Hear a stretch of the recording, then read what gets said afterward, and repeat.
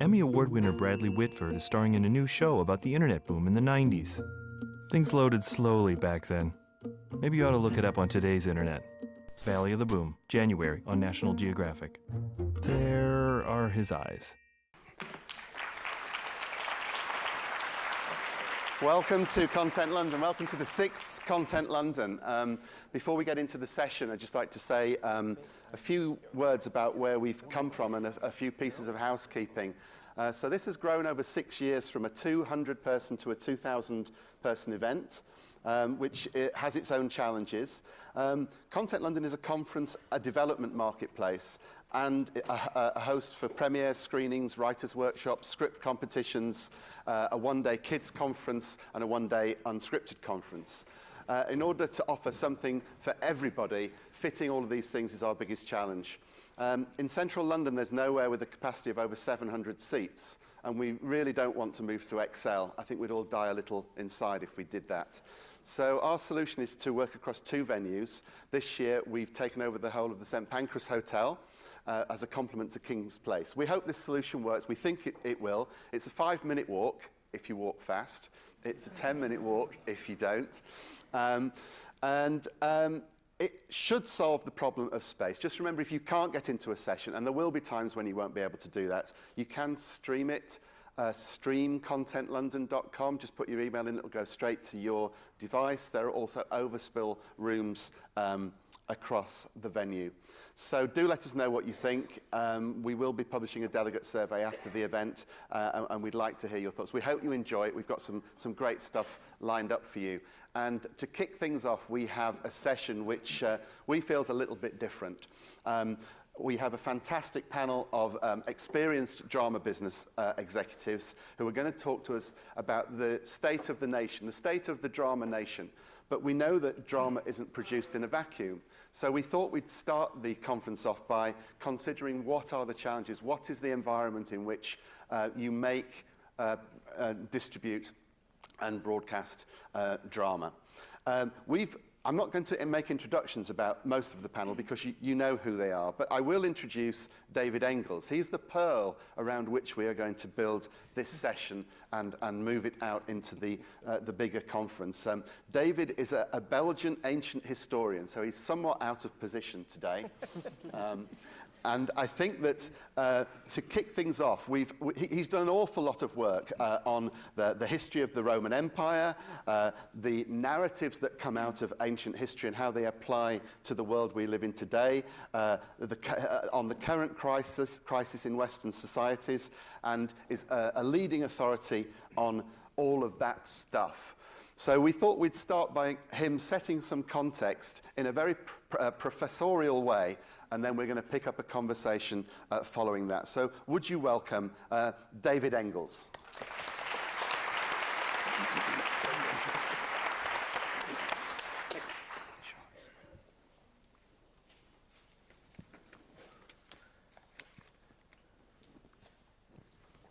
Yes, well, ladies and gentlemen, first, thank you very much for the invitation. I'm really happy to speak to you today, and you may indeed wonder what a Belgian ancient historian has to do on this kind of panel. But already the Ecclesiastes knew there was nothing fundamentally new under the sky. Classical antiquity and essentially the last decades of the Roman Republic in the 1st century BC is no exception to this rule. Be it the tendency of entrenching oneself between high walls in order to repel the barbarians, as has been shown by Jakob Griebel, or be it the culture of bread and circuses, as has been demonstrated by Ferdinand Mount, be it the destruction of ecology, as has been argued by Kyle Harper. Everywhere, classical antiquity seems to have shown the path to our own future as society. My own research has been no exception to this rule. In my book On the Path Towards Empire, which has not yet been translated, unfortunately, into English, I have tried to show how the critical conjunction of unemployment, of mass migration, of globalization, sinking demography, sovereign debt, social polarization, technocracy, shifting values, and asymmetrical wars does not only lead in Rome as well as in the West to populism, fundamentalism, terrorism, and civil unrest. I also tried to suggest that such an evolution may ultimately unhinge an entire society and transform it, as was the case of Rome, from a libertarian into an authoritarian state. Now, what is the role of entertainment in this process? It has always impressed me that, as a rule, art has a tendency not to follow social, political, or ideological evolutions, but rather to precede them. It is obvious how this relates to the subject at hand today, as entertainment is, of course, a form of art. On the one side, if we study new trends in entertainment, we may sometimes glimpse, if we possess the necessary sensibility, the outline of future historical tendencies. On the other side, if we have sufficient comparative data permitting us to situate ourselves in the continuum of time, we also may gain precious indications about entertainment subjects potentially interesting a large public in the nearer future. This is where a look at the late Roman Republic can be particularly helpful. The late Republic was, as is the case of the West today, in increasing social, cultural, and political turmoil as reflected by its artistic and mostly literary creations. The traditional values were under constant attack from all literary and artistic genres, as becomes most obvious when reading Lucretius, who tried to prove that the gods did not exist, that the ancient rituals were useless, and that only hedonism could lead modern man to happiness. At the same time, there was, of course, the omnipresence of eroticism and sex, represented and idealized as drastically as never before, as is amply shown by the explicitness of Catullus' verses. For those readers more interested in the steady decline of social and political order, the historian Sallust created the dystopian literary genre of the historical monograph, suggesting that the entire political system was rotten and that the fall of Rome was imminent. Violence and killing was, of course, also omnipresent in Rome through the circus games. And as today, there were those wanting to escape the dire reality by reading about adventures in faraway countries and times, usually including a love story and a happy ending, as in the Hellenistic novels or in the bucolic literature. Now, it seems amazing that this combination between modernism, sexual liberation, political dystopia, violence, and escapism, unique to the last decades of the Roman Republic, is a quite adequate summary of all the topics dominating modern entertainment since the last few decades. But what might be even more interesting to our panel is the course taken by the Roman entertainment industry after this period, in the following years, which may indicate where we may be heading also in the following years. Now, as everyone knows, through a combination of political immobility, civil unrest, secessionist movements, and populist upheavals, the Roman Republic tore itself to pieces before subordinating itself under the rule of law and order imposed through military means by Augustus. Interestingly, an impressive switch in subject as well as style accompanied the new order, though it had been prepared for some years before the actual rise to power of the first emperor. And I think that these different series and elements I also put on this slide show that many of the elements I foresee for the nearer future are already prepared and already preparing themselves right now, as you can see. A first and most important element of this evolution was a switch in perspective. Whereas the late Republic was obsessed with contemporary issues and problems, the historiography of the early empire, represented by Livy or Dionysius, looked back onto the past and developed two main obsessions: idealizing the proto-historical beginnings of Rome nearly a millennium before, and trying to model the experience of the present alongside its lines. In poetry and scholarship too, the foundational period of the Roman society was presented as the absolute utopia, whereas the Augustan era was considered as a renewed golden age, going back full circle to its very roots. The style of art too shifted radically. The excessive, overflowing, often disproportionate style of the Asiatic movement, influenced by the art of the Eastern Mediterranean, was replaced by the calm and measured classicism sponsored by the new regime. All this led to the creation of a new narrative centered after years of Hellenistic influence on the issue of Roman identity and dominated by the uneasy combination of historical patriotism, moral conservatism, and cultural inclusiveness. Of course, besides state-sponsored art, critical voices could not be overheard in that period too. Senatorian historians such as Tacitus deeply criticized the shortcomings of the emperors. Elegant poets such as Tibullus or Propertius contrasted the official militarism with the pacifism of their own problematic masculinity, and tabloid-like authors such as Suetonius amused the crowds by compiling the most intimate habits and vices of the new rulers. Does history repeat itself? If yes, we will have to expect that the propaganda of an impending new golden age, together with the nostalgic idealization of our remotest past, will become a dominating trend in the entertainment industry in 2 decades or so. And we already see the beginnings right now, I guess. These state-sponsored narratives will then be complemented rather than opposed by a mildly anti-governmental l'art pour l'art indulged in by the happy few who want to stress their inner independence without really challenging the new realities of a conservative revolution.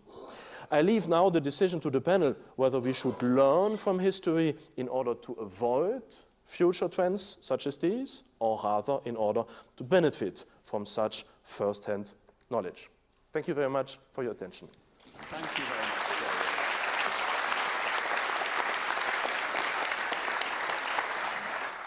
Jerry. Thank you very much. Well, I hope that wasn't what you were expecting. And hail Netflix. I think what we're really talking about here is the context in which we live and make content. And why we wanted to start with this was to really get beneath the skin of what sort of shows are being made, what sort of trends are being covered, and how things are changing, because it's important to understand context. Philip, how do you see the current state of the world in which we live, and how do you operate within the drama business inside of that context? Well, on a macro perspective, I think you have a lot of changes going on, and you have this. So on a social level, you have this young versus old, like this evolution versus tradition, Generation Y versus the baby boomers, I would say. And I see when you just feel, or when we all feel inside of us, and that's what we do on a professional basis every day when we try to find the new trends. Then we see one thing, besides that we all feel great, obviously, is that we feel some uncertainty. And why is that? And so you're questioning this, and when you look around and when you think about the development in Europe or so, then you see that there was one thing in society which was a very simple formula. This formula was for success, was you work more, and if you work more, you get more money, you have more safety. And now the whole economy reached a plateau. And therefore, there's a lot of uncertainty within the crowd. And what I think you see then is that we use one term for the future when you look towards the future, this word disruption, which is a negative word, which is a destructive word. So we all have a pretty bad outlook to the future. A little bit maybe similar after the beginning of the 80s or something. And so where do people go back to? The last resort, as he also, as David just said, like where do they want to belong to something? They want to try to be about something. And one of the things they all have is family. So, and you see that also in the developments and the creative stuff that comes back to us, is family topics are big. And when you see mega trend all over the world, then for me it's kind of the whole family topic, or the everything alternative to family, friendship, and stuff like that. It's interesting, isn't it? Because the data suggests that we've never had it so good. There's better healthcare, there's less people out of work. I mean, generally, as a rule, I mean, the way the headlines around that are very, very different. But let's assume, as the data tells us, that life generally, for most in the world, the television watching community is better. So how come that there's such a dystopian undercurrent, do you think, running through what people think and what they perhaps want to watch? Well, I think that you always have the opposite to what you have right now. You know, the thing is that now you want to see something that maybe right now everything seems to be good. They feel not good, so you have this dystopian topic out there. And when you look what's, for example, at the beginning of the 70s, what was big was Star Trek, right? This was kind of the big thing. Then, and it was a great time. It was change. We had a bright outlook to the future, a bright outlook to technology. This was like a great time where everything started to boom. Then, end of the 70s, Star Wars, dark. Atomic, Cold War, a completely different topic. And where we are now, when talking about disruption, we are talking about digitization. So, and when you then talk about the baby boomers and the ones maybe who are also a little left over, or they feel a little, in a lost situation that they cannot keep track with technology that's coming up right now. So I think on the one hand, it needs to, when you talk about technology and the development in that regard, we also should think about what our approach is, our approach as creators, as content providers, our approach towards technology. Because when you think about current shows, Black Mirror, Humans or something like this is always negative.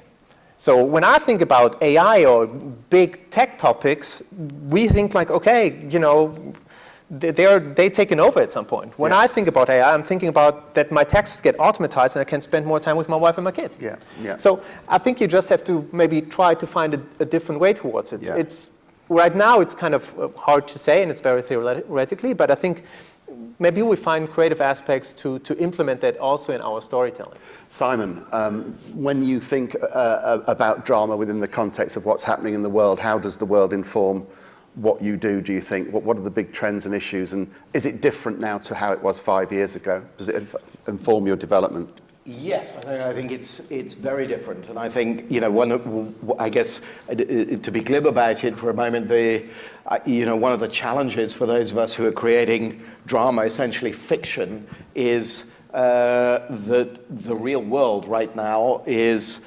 often delivering more extraordinary stories than we would almost dare imagine as creators of fiction. In many ways, particularly, those of us who are old enough to grow up in the aftermath of the Second World War, what's happening at the moment is very scary, and it's scary on both sides of the Atlantic. And I think a really interesting question for us is, how do we respond to that?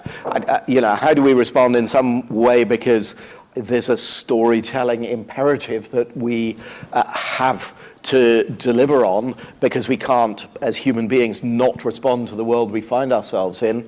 And also because we need to think of our audience and, what's our audience thinking about and engaging with, and what are they being exposed to all the time? And I find myself, I wake up in the morning and I used to read a book for half an hour before going into work. Now I'm pouring every day through the Washington Post, New York Times, Guardian. It's just, I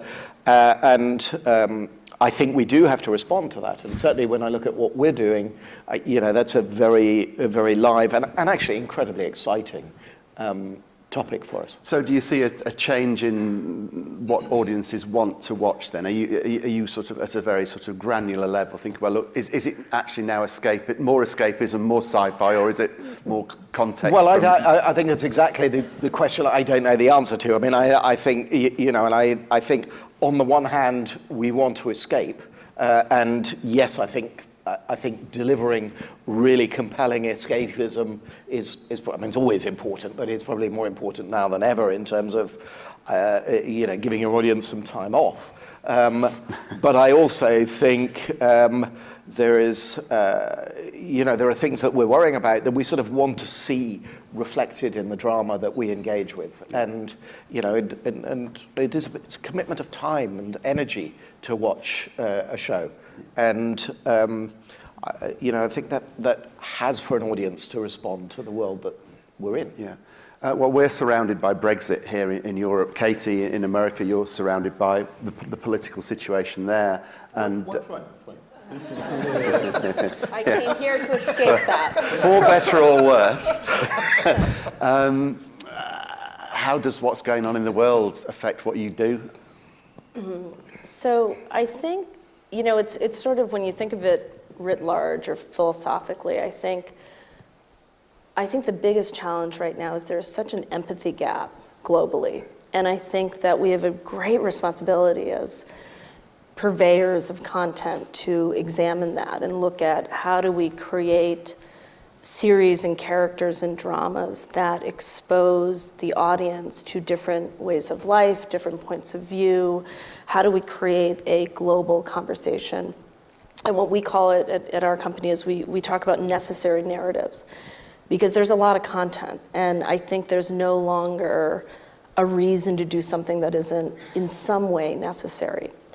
Now, having said all that, I think what our job is to meet with the artists and the creators and get really deep inside of what do they want to say. Because I think if the data drives the conversation, I think we fail. And so ultimately, it's finding the passion of the artist and the creator, and then hopefully helping bring out what are the global themes, how do we create this, how do we create content that is looking at bringing the globalization of the content and for the communities to come together. I also think with globalization comes specificity in a strange way.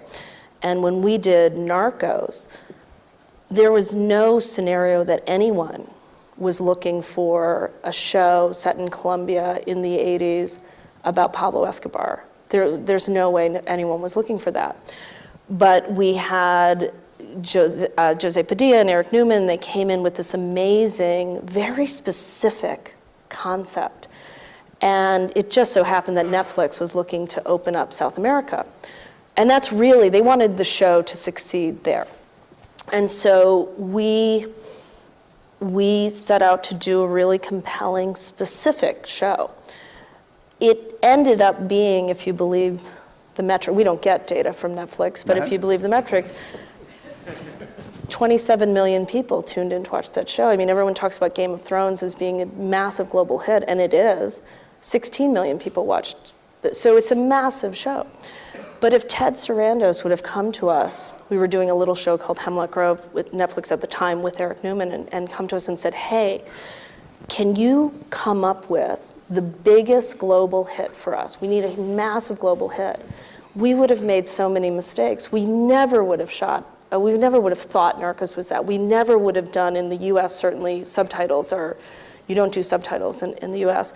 Even though, if anyone knows the show Duck Dynasty, it had subtitles. That's all I gotta say. That's an inside joke if anyone knows that. I was like, I don't know, I think America likes subtitles. So I say all this to say that there's a certain element of just sort of trusting, is what you were talking about. It's sort of, at the end of the day, we gotta throw that away and just look at content that reaches us, that the artist is passionate. It's the content that they were born to write. What is the thing that it keeps them up at night, that they're wrestling with? It's no longer, when I was a million years ago, had a drama at NBC, and we would go out there and be like, oh, we're looking for a nurse's show. We need a show about, I mean, that's literally what we would talk about. No longer is it that. There's such an environment now to do artistic, interesting narrative, and you got to trust the artists that you're in business with. But I think it's thinking about those sort of global, philosophical, meaningful things, and then kind of throwing that away and getting into business with people that you trust to create. You say that if you're driven by data, you've failed, or the market has failed, if it's data that's defining the sorts of shows are made. But isn't the sort of the algorithms that are a prerequisite to some commissions nowadays, isn't that a data-driven approach to development, or is it? I know it's more broad than that across the platform. I think when there are platforms saying we want the next Game of Thrones, I think it's a fucking mistake. I don't think, and that's my point of Narcos, no one was saying we're looking for that. And so I think that because the data, because, by the way, Game of Thrones wasn't Game of Thrones at HBO. It was sort of, they did a second script, and it was a whole thing. And it ended up working out, or maybe they did 2 pilots, I don't remember. But my whole point is that there is, there's this thing about Northern California and Southern California. The tech world is driven by data, and that they live and die by data. And it gets very uncomfortable when they come to Southern California, come to Hollywood, because we're kind of driven by data, but the truth is we're artists. We're driven by artistic expression, and if data drives what we are doing, I think it's a mistake, because I just don't think you're going to get. I mean, I don't think Handmaid's Tale would have been driven by data. But let's talk about that, because that's I just want very Steve much to start. I want to well stop cued. talking. So I've had enough now. Over to Yeah. this guy. What do you think, Steve? So Steve, you were very much involved in the genesis of that show, and it probably is a sort of a paradigm of our times in many ways as well. So, having been through that journey, could you tell us a little bit about how you think that show, in context, is important, and more broadly, again, this global view about what people want to watch and why. Well, I was I think I pitched you a nurse show during that era, by the way. But I was fascinated by what David was saying, comparing ancient Rome to the chaos and conflict of ancient Rome to today. But I think the one key difference of that time versus ours is I believe that the biggest addiction in our world right now is distraction. I think that we are in a culture and an environment where it's like we swipe left way more than right? Because just to get rid of it, right? And no one has time to think about things. And so the dialogue, so I think that's a huge issue that we think about a lot. Like, how do we engage people? How do we emotionally invest people, either intellectually or through the heart? Like, how do we engage people? How do we make people feel something? The other issue, I think, is really, really boils down to the fact that we're in a world now where everyone takes sides quickly, right? There's no dialogue anymore. Everyone runs to this side, I don't like that. Everyone runs to this side, I don't like that. It's fueled by the interaction with, I guess, email and social media, because as soon as you see something, when I grew up, I would watch the nightly news, and my parents would sit around, we'd watch it, and there may be something we don't like, Vietnam War, whatever the story was, and we would have time to ruminate, talk about it, and think about it. The next morning, we went to work, went to our schools, and we had an opinion. But we had 12 to 14 hours to think about it, to digest it. Now everyone takes in a position immediately. Very hard to step down from that position. Very hard to have a dialogue anymore, to talk to people. So how do we do that? How do we do that as storytellers to sort of engage people and people talk about things? So that's the key thing that we do when we think about how we develop.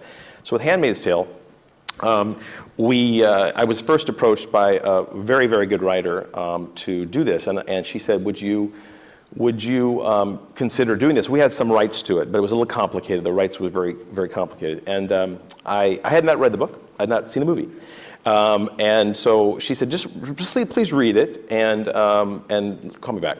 So I didn't read it. I watched the movie. That's easier to do. And the movie was not good. And so I called her back and said, we can't do this. We can't do this. And so she said, please read the book. So I read the book. And then now I understood, right? So we spent a long time developing it, sold it to a network.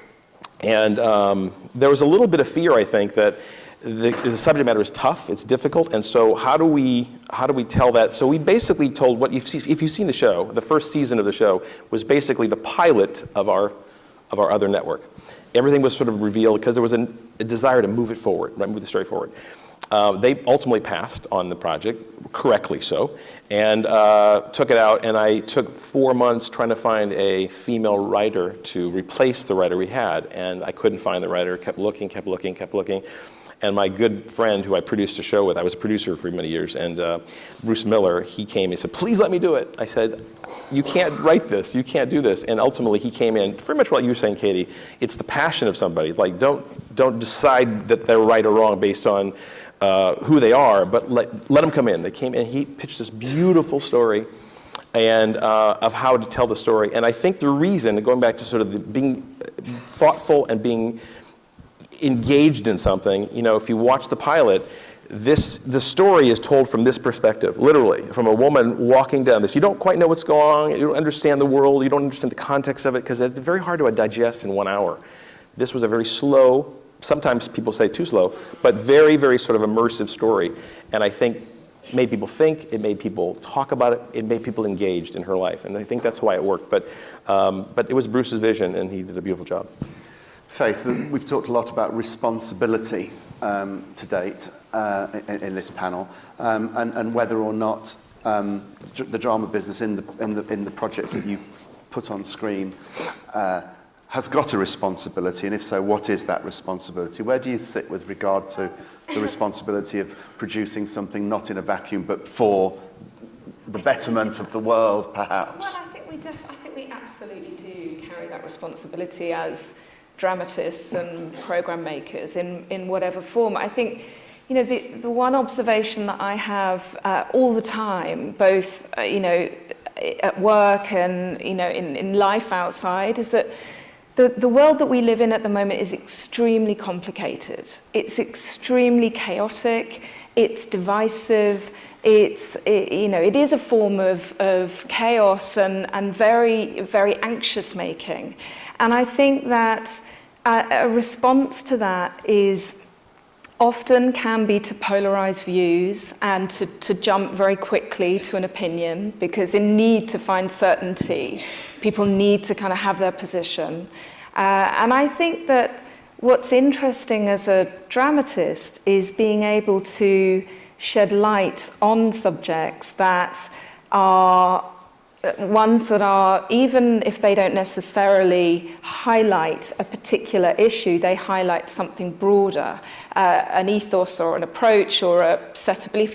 And I think it's about finding, I certainly think about this, and we talk about this all the time, it's about finding shows that in some way do feel relevant. They don't necessarily have to speak to Brexit or to Trump or whatever's going on specifically, they just have to feel relevant.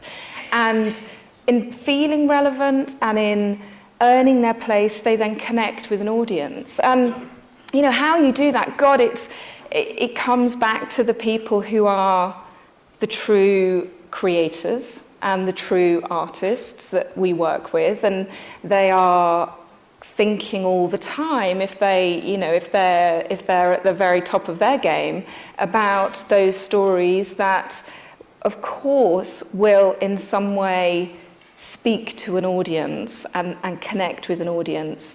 I think about the show that we're working on at the moment with Sally Wainwright, which is a story she's wanted to tell for 20 years. And she says it's about a 19th century female landowner who, in the very early part of the 19th century, had numerous relationships with women. And it's a story that she's wanted to tell for 20 years, and she says, I can only tell this story now. I only feel that now is the time to put this story on screen. And why it's taken her 20 years, to feel that now is the time is really interesting. But she's right, now is the time. It absolutely hits at the right moment.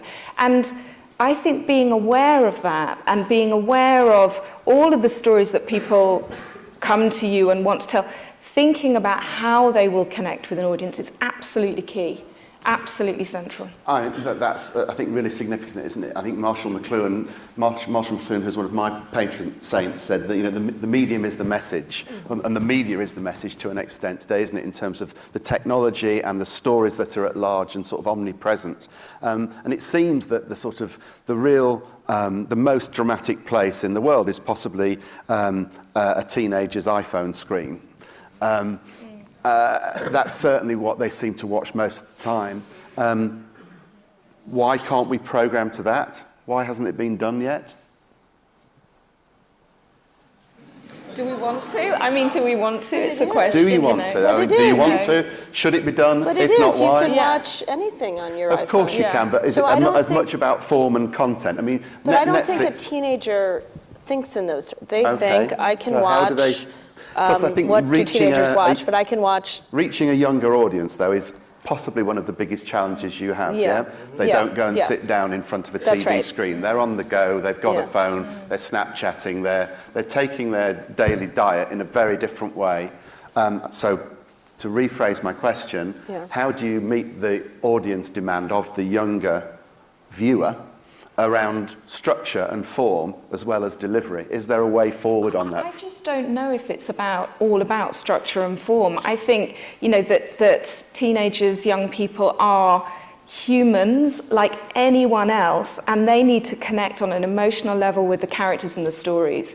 And I think we can become fixated on how something is received. In many ways, while I love the advances in technology and how I can receive things, and I'm sure we all do, in a way, I don't want to watch something, even if I can watch it on my phone, if it's not good, if it doesn't speak to me. So I think that, with the kids that we're thinking about, and teenagers and young adults, it's all about the content rather than the form. Yeah, I think the most tweeted about, in America, the most tweeted about show last year was 13 Reasons Why. Now, that's not a show that I would have bought, or just for other reasons, but that was a connection with young people. I think for a scary reason, but ultimately I think that was a connection. So I think that we can find them in traditional media. Yeah, and I accept that this is not, people don't want to watch Snapchat drama for sure, but isn't that an opportunity to extend the form? And I'm interested to hear what you think about the arrival of dramatic programming, let's say on Facebook as a starter for 10, because that may be the first time that actually there's a social engagement on the platform around the show in a very much direct way. What do you think are going to be the technological drivers in that sort of world, Philip? And is the arrival of drama on Facebook any different to the arrival of drama on Netflix, do you think? Well, I think that, you had this funky word about the 10 by 10s and all those strategic topics about how to program differently and how to tell stories differently. So far, maybe I'm also not in that age group, but so far I've not seen one that really broke out and that everybody was talking about. And obviously a lot of people trying, a lot of people are getting a lot of money right now to trying to build short form content. Yeah. So Scam was probably the most talked about show in that Which was a smart, recently. obviously, way to do something and to interact between then putting it on linear TV and having it online. I think that with technology, you will have maybe a change in terms of what genre will you tell in which amount of time. I think there will be a shift to have, let's say, 20 minutes, 30 minutes shows, maybe also different from just comedies, which they are the most right now. So talk about crime shows, drama shows and stuff like that. I guess there's going to be a push in that direction, but I totally agree with you all that at the core there will be like great characters. And when you think about film school, when the first thing directors have to learn is like to make short movies. And obviously they're always getting too long. Why? Because it's really hard to introduce characters in a very, very short amount of time that you connect with them really, really well. That's the art form of pilots, that in minute 2 you're with that character and you want to go with them for the long run. So, and I think that's something that's going to be very interesting to see how many of these will really succeed. I think there's going to be development though, because you also see that in terms of streaming, and at least that's my colleagues from our streaming side are telling me that the short form content in terms of 30 minutes or so are doing really well for them. That's kind of the thing they're trying to find. So that's a Katzenberg sort of story, isn't it? What do we think about, because it hasn't gone down well generally across the industry, I don't think there's a general belief that it might be a challenge to get that network away. Katie or Steve, do you have a view about what the market feels over in the States about that new venture? Well, I think Jeffrey Katzenberg is sort of, I think everyone's betting on Jeffrey. I think he has proven time and again defying the convention. I think we're all rooting for it, and I think most of the major studios have invested a tremendous amount of money in it, and I think Steve's invested personally also. No, but I think, and you can speak to this, but I'll say what you're about to say. I think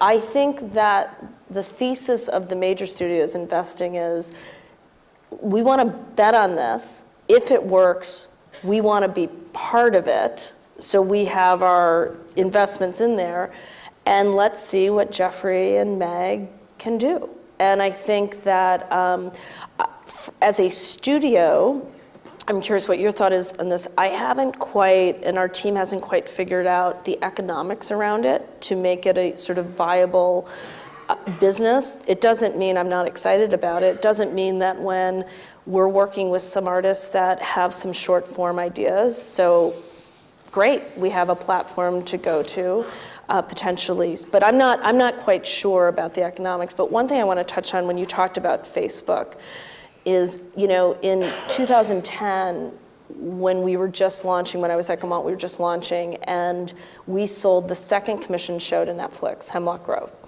And at the time, most of my peers that were running studios thought I was crazy. Like, why would you, isn't that the DVD company? No one got it.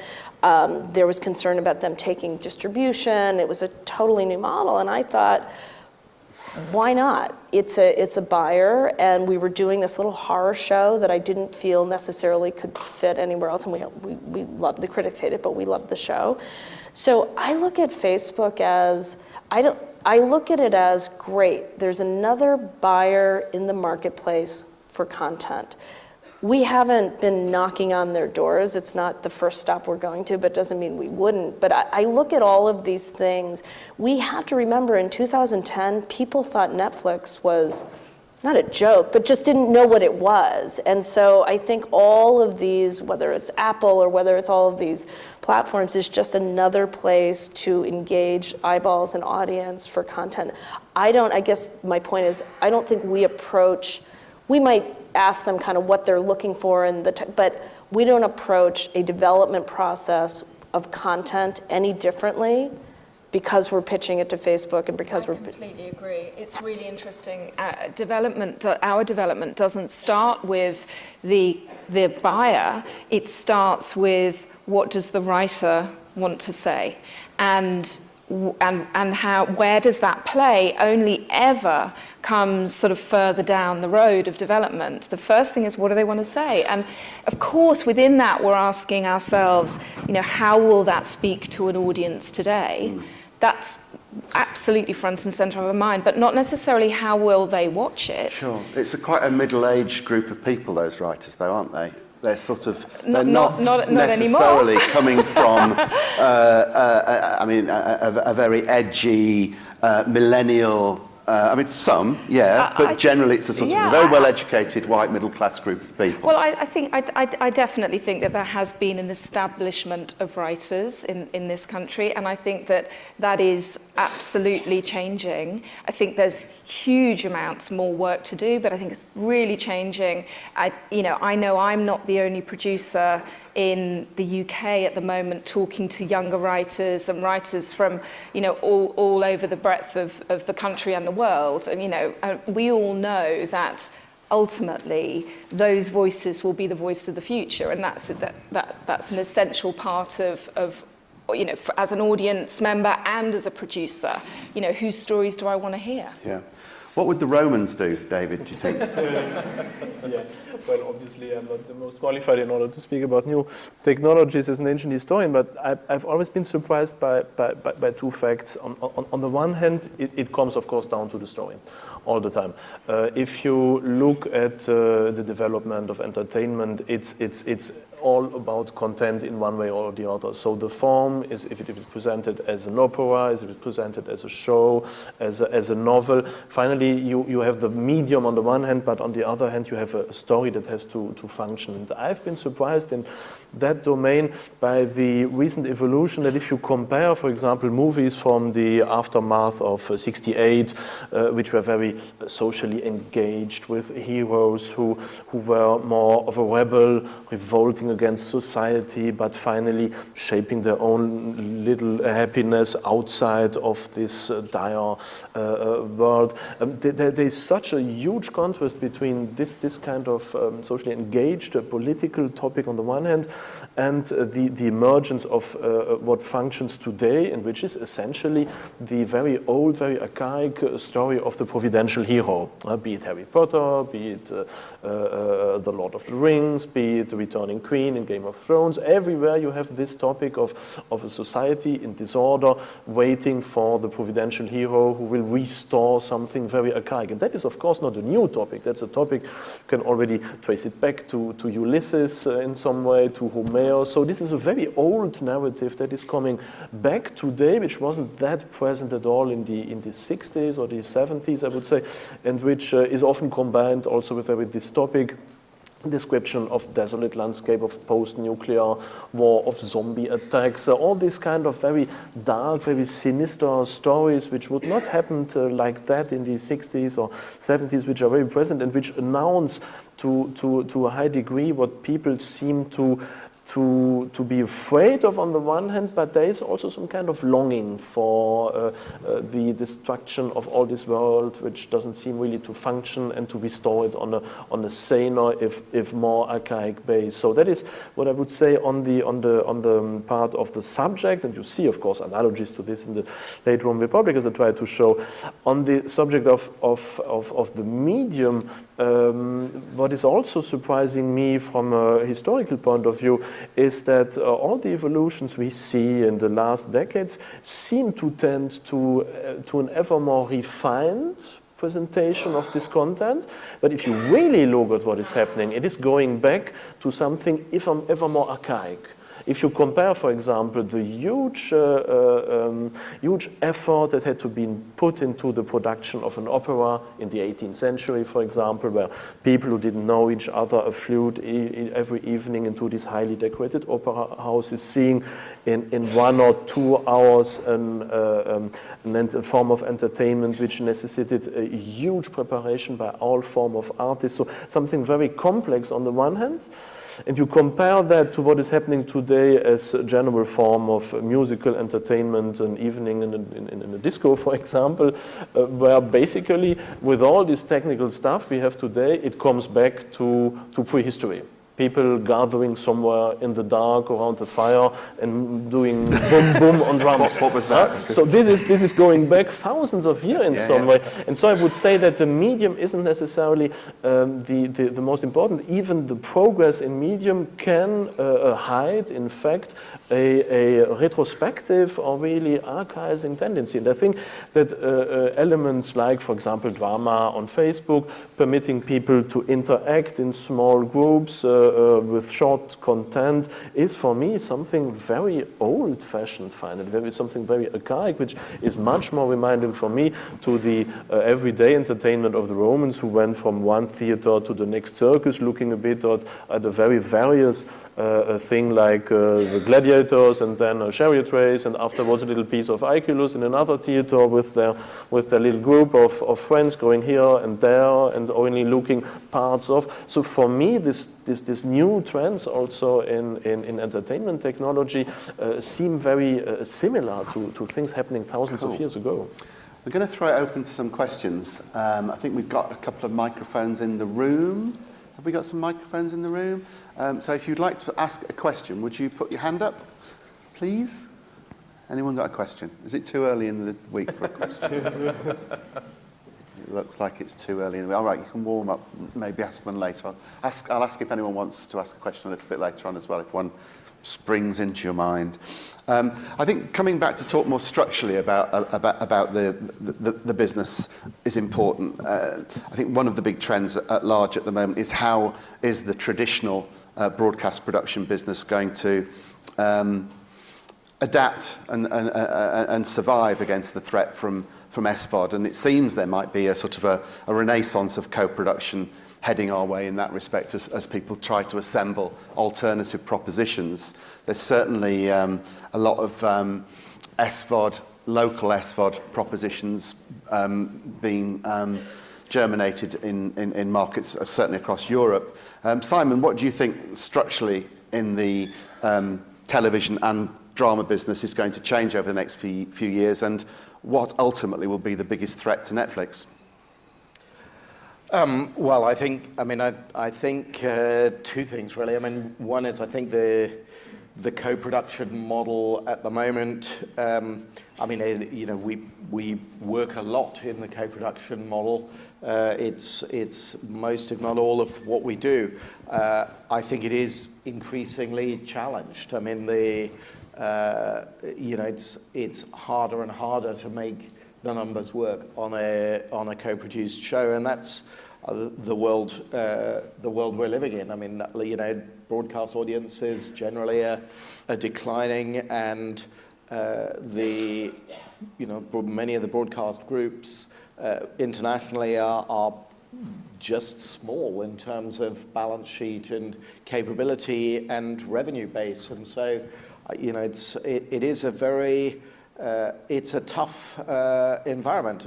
Domestically here in the UK, BBC under huge pressure because of the license fee commitments to the over 75. So, everywhere you look, there are challenges to the co-production model. So, it can still work, but it also, I think, much as in the film industry, you've seen for many years, almost since the dawn of time, this sort of bifurcation between the big studio blockbusters and maybe in some ways creatively more aspirational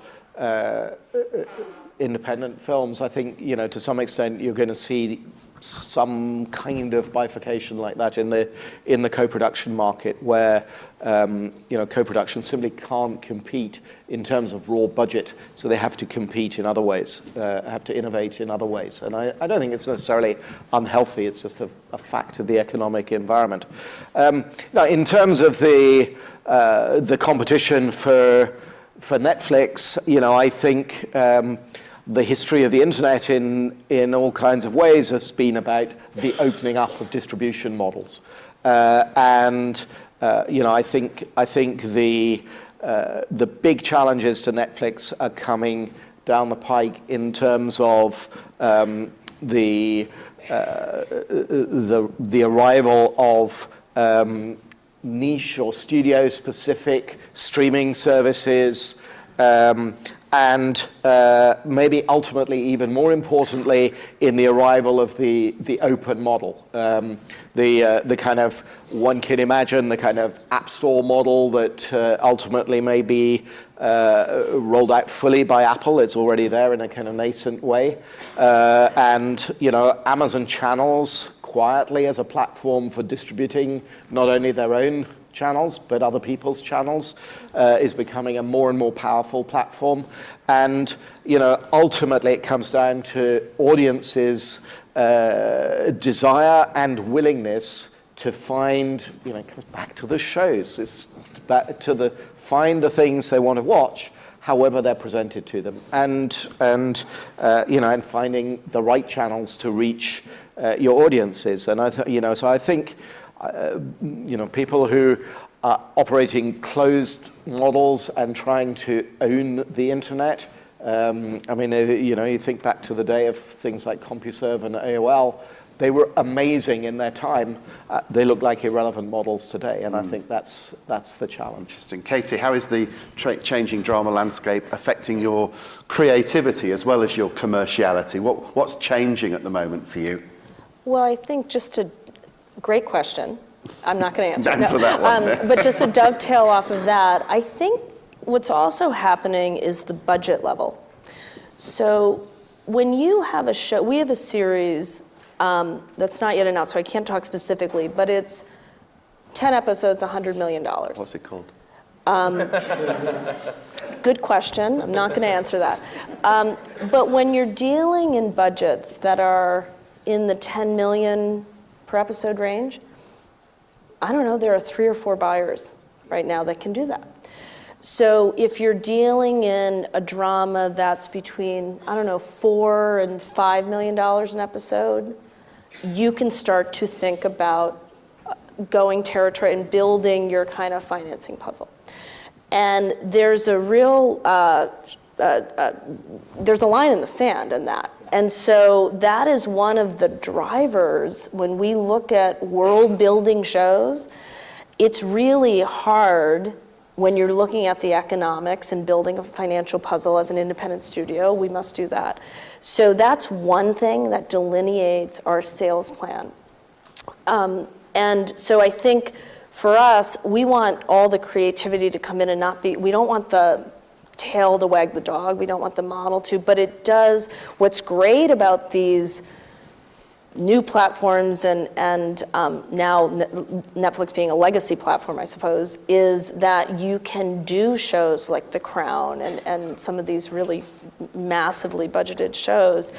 I think it's harder and harder to go into, and that to me is the issue. It's like when you talk about the broadcast networks in the US or otherwise, it's harder and harder for them to compete in those economics. And that's okay. I mean, there's shows that kind of work within all the budget levels, but I think that's the biggest challenge is there enough revenues coming territory to territory to compete?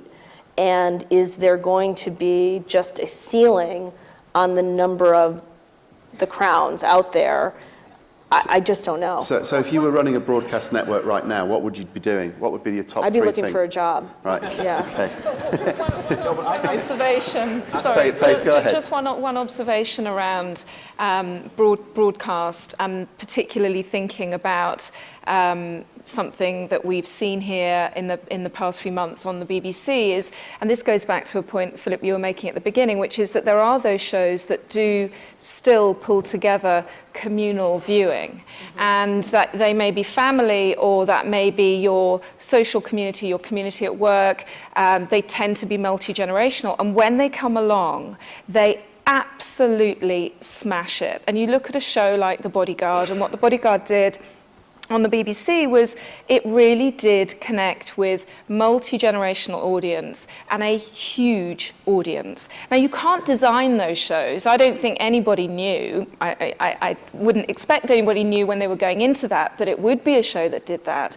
But what it was interesting, I thought, you know, as a viewer, I loved it, but also just watching and looking at what that meant for the BBC is that there is something still in those shows that can pull together big audiences, perhaps on a Sunday night, perhaps allowing the week-to-week transmission, the talkability around something so that it can grow and become a phenomenon. There's still a place, a really valuable place for that. So Lookout Point was acquired by BBC Studios recently, and I imagine that was part of a strategic plan by the BBC to redefine itself or help redefine itself. What was from your perspective, what's the mission going forward as part of that group, and how do you see yourselves fitting into the broader sort of structure as an independent studio attached to the BBC? Well, I mean, independence is really interesting. I mean, we are part of the BBC, but we are a fully independent operating studio within the BBC structure. I think one of the reasons why we were so attracted to being part of that wider BBC family is that they are perhaps one of the last purely independent broadcasters in existence. And I find really liberating. There is nobody that we can't work with. And I think in an era where we're looking at greater consolidation across the board and silos, where that may bring huge opportunity and revenue, but also may bring a restriction in terms of who people are able to ultimately work with. It's a great message for our creative community to be able to say, there are no rules around that. We really do work with, we look for, and we seek out the best home for our projects. Okay, coming into the last sort of 15 minutes now, I'd like to ask each of you to talk a little bit about what you've got in the development pipeline and how what we've discussed up to this point informs that, and what challenges you see to rolling out those shows in an ever-changing market. And Steve, perhaps can start with you. When you look down the next 2 or 3 years, what are you going to do and how are you going to do it? Even though I agree with Katie that I would probably look for a new job if I was at a broadcast network, the value of that, and we don't even sell to the broadcast guys, we don't even go there, but they need to change their model. They need to change their structure, because we as an independent studio do not want to sell them because the model doesn't work anymore. So if they can adapt to that, I think that I'd love to be there. The fact that they can get 300 million viewers, the broadcasts have the ability to do that. Netflix has 55 million. So it's a huge opportunity that I think they have to adapt for us to want to bring stuff to them, honestly. What would you do? What would you adapt? How would you change? I would change the structure so there's incentive for outside suppliers to provide them the level of quality programs that we are trying to do in the cable and the premium space. We don't have an incentive to go there because the model just doesn't work for us. The other thing that Simon said that is affecting we have a huge project at Netflix right now that I absolutely love, but we're one of 250 What's it called? other series called Messiah. It's 250 other programs they're launching. So, like, how do we stand out? Like, how do we stand out? And our most precious commodity we all have in this room is our time. And our time is everything. So my biggest challenge to Netflix, I think, is how do they continue to maintain their level of quality? We all love their quantity. That's definitely their value, right? But you don't have time to watch a mediocre show anymore. You don't have time for it. So if they don't curate those better, I think that's their biggest So risk. do you think there's a danger they might overextend themselves and Yes. just go for volume rather than quality? Yeah, I mean, at some point, people will start to realize, I don't have time for that show when I've got 1,200 of other things I can watch. So I think that's the biggest challenge they have creatively. But we're still selling to them. We still have projects with them, and I love this project we're doing with them. We finished shooting in Jordan in about 2 or 3 weeks. But my new thing is what I'm doing. So I started shooting 4 weeks ago, a series, and this speaks to what I said earlier, which is really involvement, engagement. This one is more of a puzzle. It's sort of a Sudoku puzzle in terms of sort of watching this thing. It's beautifully written by Steve Conrad and Bruce Terrace. It's called Our Lady Limited. And it's Sir Ben Kingsley, Jackie Weaver, Jimmy Simpson, an amazing cast. And basically, it's about a character who impersonates supposedly a dead son of this older couple.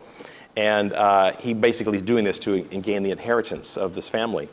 Little does he know that the kid who he's impersonating is wanted by many people, and the parents are worse than he is. So the whole thing starts to unravel itself. It's a great sort of con story, beautifully written, very engaging, and because it stimulates you intellectually, I think this is what I was talking about. Like, you want people to feel something, and we love this script. It's beautiful. And it's sort of like, we do Fargo. I call it kind of a dusty Fargo because it's set in the Southwest. But it's that sort of tone, very sort of clever and fun. Look forward to that. The other one that we're doing, we just started shooting literally yesterday in London. And this is one that I love because I do a lot of things that have a darker edge to them. But this is exactly the right time for the show. It's one of my other favorite films, which is 4 Weddings and a Funeral. And that movie is a beautiful movie, but it takes place over 2 hours, right? There's 5 events in 2 hours. We're telling a 10-hour version of the story over, it's a 10-hour movie basically, and an amazing cast. And Mindy Kaling's writing that. But I think our world needs fun and love, and you feel something. You're engaged in these characters, and everything we do, we develop, even though we look for the series business, everything we do is sort of like, if we do a good job first year, we'll do another year. But let's do a really good job year 1, and then we'll earn the right to do year 2. So Right. That's our stream. Philip, what will you do over the next 2 or 3 years? And is it different to what you did over the last 2 or 3? Well, first of all, I'm still the remaining broadcaster on here, I guess. How's that executive. It's really good. I feel really confident. But thank you for your tips. Thank you. No, honestly speaking, I mean, when you and we are also going into that whole streaming world, and just to talk a little about that, I have the feeling that there are 3 different streamers out there, 3 different ones that really are different. One are the broadcasters who are still highly profitable, and they're trying all to build their own streaming platform, to attract those people, how many millions they can really reach every night, to bring them to the digital world, which is also a slightly different audience. They're not that tech savvy, so you have to, moderate it in a completely different way. And then obviously, and that's us. And then you have the telco companies and the tech companies. So, and if it fails, or if it's in debt for, 10 years, they don't care, because it's a side business, and they're just trying to bring them into their world. And then you have companies who are just chased by debt. And we will see if that bet really goes, how far this bet will go. And I think that's kind of the exciting time about what's going on right now. And by the way, it's all about also timing and programming. And going back to you in terms of Netflix, there were shows that they're highly marketizing, but then some they don't, but those still have been found. Like Making a Murderer was not marketized. Yeah. And it skyrocketed at some point because after 3, 4, 5, 6 weeks, it just went up.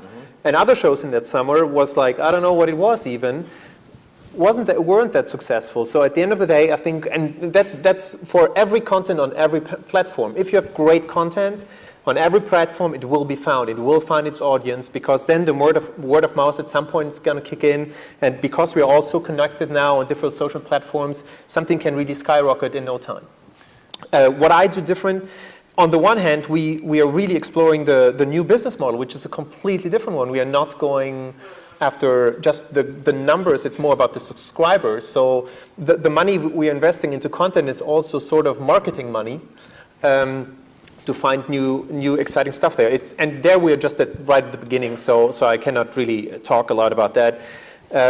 What about specific shows you have in the works? One which I'm really excited about, we are developing right now, is a show which is at a lake, at a little village based at the lake, and the next night, or the next morning, the lake is gone, and there was a barrage at some point, and there was a village in there right before the Second World War started. And those people who live down there in the valley now are coming up, and they're clashing with the society today. So you don't know about what really happens, and it's not dark. It should be really realistic and funny, but also obviously having all those other messages in terms of what was at that time, what is today, and what world we're living in today. And maybe the father is now meeting their grandson, but the grandfather is 13 at that time. So it's going to be very interesting. What's it called? To see. Before the Flood. So that's one of the things I'm really excited about. And all the other things, and I think that's more general, we are really developing a lot of family shows right now in all different topics, from sitcoms to drama shows. That's something we haven't done before. So like real dramas where you haven't had a case around, like a cop or something, a procedure around, we haven't had. So this is really something new that maybe were there in the 80s in Germany, so that's something we are trying to revive, which is not that easy because there's also not that workforce. They're not those writers, those creatives who have done this in the past. So it's really interesting to see that evolve within the next month. Faith, what are you working on, and again, why are you going down that? I think the thing that we hold in our minds as we think about the slate and think about our future projects, we always come back to singularity and wanting to ensure that we, with every project and every conversation with a writer, we're really looking for that singular vision. Something that feels utterly unique and original, and not non-generic, properly innovative. And I think that singular vision is the thing that will help to solve the issue of how you stand out, because really it's only by championing the completely original that you are able to really punch through. And it's a risky business because not everything original lands, but you have to try, and you have to be brave, and you have to go for it time and time again, and you have to work with people who have that same appetite for risk. But I think that's the creative journey, isn't it? And the other thing that we look for, again, comes back to relevance, and really drilling down on how, whether it's a writer with a particular thing to say or whether it's a story that connects in some way to today, we have to answer that question of relevance. Otherwise, again, why is anyone going to watch it?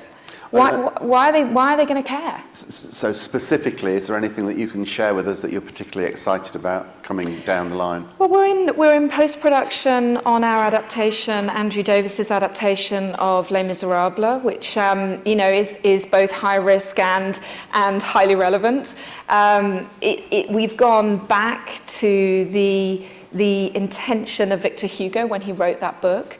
It's a story that spans 17 years and is a huge commentary on France at a particular moment in time of social unrest and unease, but of course reflects the world that we live in today, and ultimately is a story of love.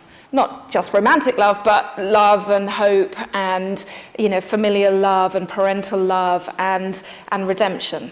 And it has those huge themes at its heart, which mean it's, you know, it transcends its time and place. Yeah. And I think that then, for me, makes it a classic worth looking at. Simon. Well, I think, you know, we love books. So we're doing another big Le Carre adaptation, The Spy Who Came In From the Cold, which, you know, can be the beginning of a long sequence of Smiley adaptations, I guess. So that's very exciting. I guess we may or may not be doing another series of The Night Manager. We're also doing a big anthology series, which I'm very excited about, which is an opportunity to work with writers, directors, creators who maybe haven't worked in television before, which is coming not just from film, but from the theatre, from all sorts of places. Can you tell us a little bit more about that? What's it called? And I can't tell you what it's called. We won't tell anybody. It's based on set of books. Great set of short stories. We've just optioned an amazing book, which is a sort of true piece of CinemaScope television, just breathtaking. You know, written by a 25-year-old Texan woman. First novel. What's sold in America for $2 million, and I can't tell you what it is. Can't tell you that either. But that's one of those shows where there are only 4 buyers in the world. That's in the $10 million an hour category, and there's only a few places where that could ever be made. And in terms of those projects, are they meeting a different need for you going forward, or are you doing what you've done for the last few years, or is it changing? I'm sort of old enough that I get very bored if I do something I've done before. I guess we're constantly trying to break new ground and experiment. I guess the other area that to me is really exciting, tellingly nobody has mentioned today at all, is Asia. It's the fastest growing market in the world. It's the biggest entertainment market in the world. In terms of the television market, it's becoming more and more sophisticated in terms of audiences, what audience expect, what audience demand. And for audiences here, I think it's exciting, hugely exciting, largely unexplored territory that's going to become incredibly relevant to our lives going forwards. And, that's a big area. And I'd have to say, finally, we're building out our feature film slate at the moment. And, I think that's a reaction also to something a couple of people here have said, which is, there is so much out there and so much, this sort of, the mushy middle to the market just has no place any longer for audiences or for producers. And I think in terms of constantly trying to push the boundaries of what we're doing, I think building out film is very interesting in that regard, not least because the streamers are an interesting market for feature film as well as for television. Cool. And Katie, finally, we carried your first look deal story this morning in the Content London Daily with Mirren and Waltonscroft. So tell us a little bit about that deal and how it fits into your future. Well, first I was going to sell a bunch of things to Philip this afternoon, and so I think that's at risk right now. So my cheeky comment was about U.S. broadcast networks, not. I think Eric, we're on for like 2 o'clock. Okay, so Shoot. Anyway, so we launched the studio, Platform One Media, about a year ago. We have sold 3 series, one a world-building show with Simon Kinberg. We have another series that was just picked up last week, which is I guess I can say a Danish adaptation. And then we have another series, which we previously announced, called Beacon 23 with Zach Penning. And that's at Spectrum Originals, which is a new platform. There's another new platform, people, in the US. But the thesis of that aside, the thesis of the company is really about getting into business with artists and helping them build their companies.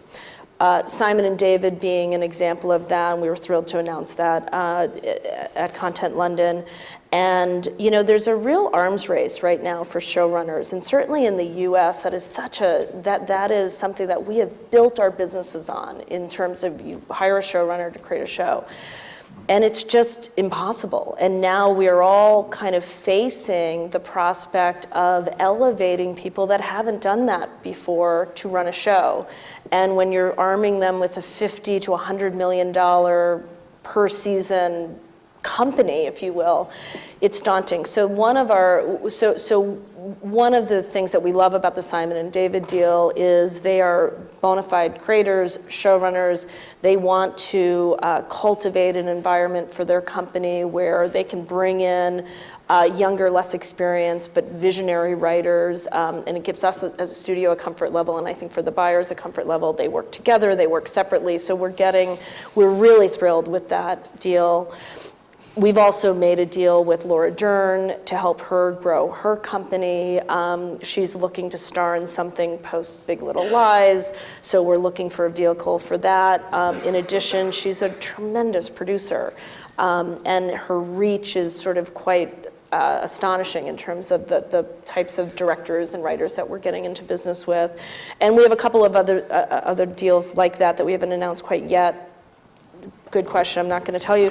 But I think for us, as we move into kind of year 2, season 2, if you will, of our company, we're looking to build the sort of companies which is why the banal name Platform One is really specific to building a platform for the artists to create and build their businesses.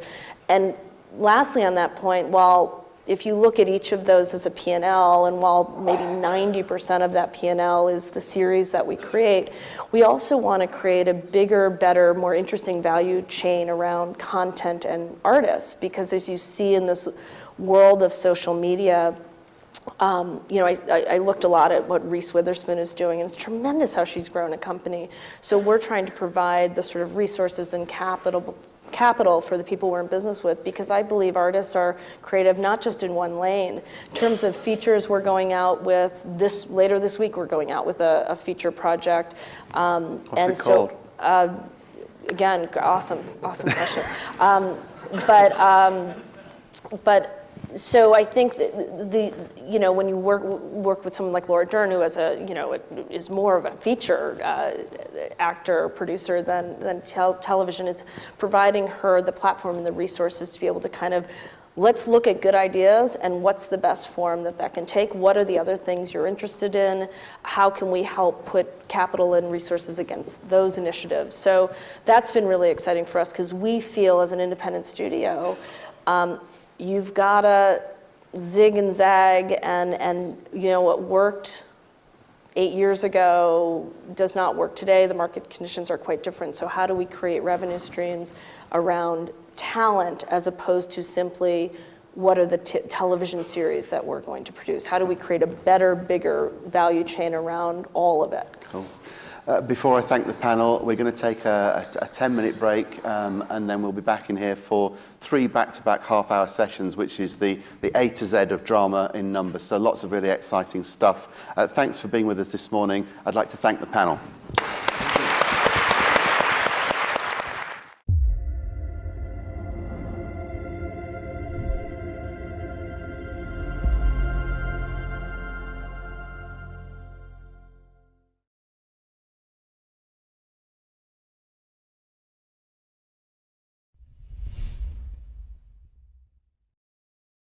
Emmy Award winner Bradley Whitford is starring in a new show about the internet boom in the 90s. Things loaded slowly back then. Maybe you ought to look it up on today's internet.